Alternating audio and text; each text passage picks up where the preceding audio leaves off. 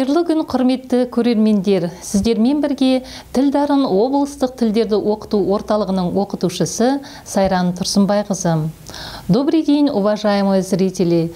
Вместе с вами преподаватель областного центра обучения языкам Тілдарын Сайран Тұрсынбайқызы. Бүгінгі сабағымыздың тақырыбы Конституция күні. Тема нашего сегодняшнего урока – День Конституции.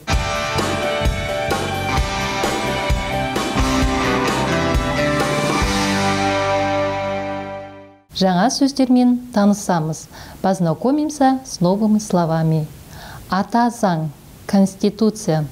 Ата заң – Конституция. Білу – знать. Білу – знать. Мағлұмат – информация. Мағлұмат – информация. Құқық – право.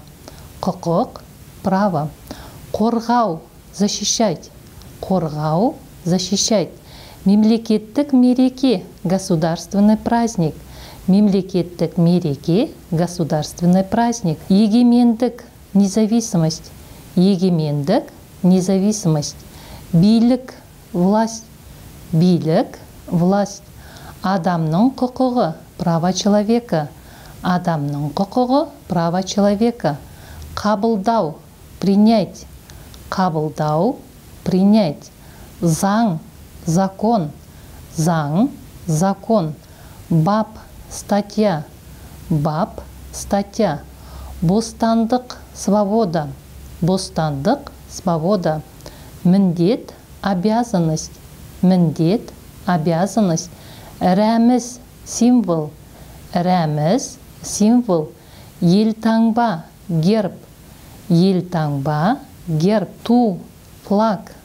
Ту – флаг. Әнұран – гимн. Әнұран – гимн.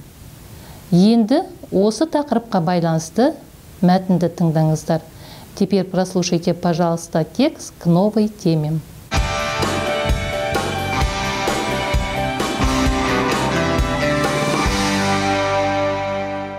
Қазақстан Республикасы тәуелсіз егеменді мемлекет. Республика Казахстан – независимое суверенное государство. Қазақстан Республикасының Конституциясы 1995 жылы 30 тамызда қабылданды. Конституция Республики Казахстан была принята 30 августа 1995 году.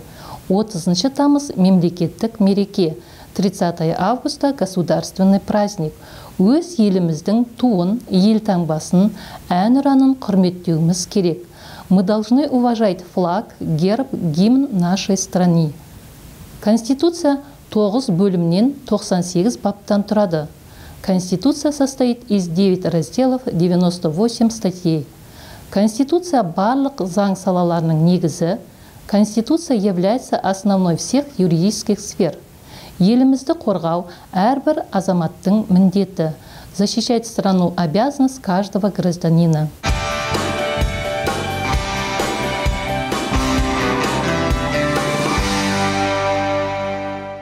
Осымен кезекті сабағымыз аяқталды. Келесі кездескенше. На этом очередной урок закончен. До следующей встречи.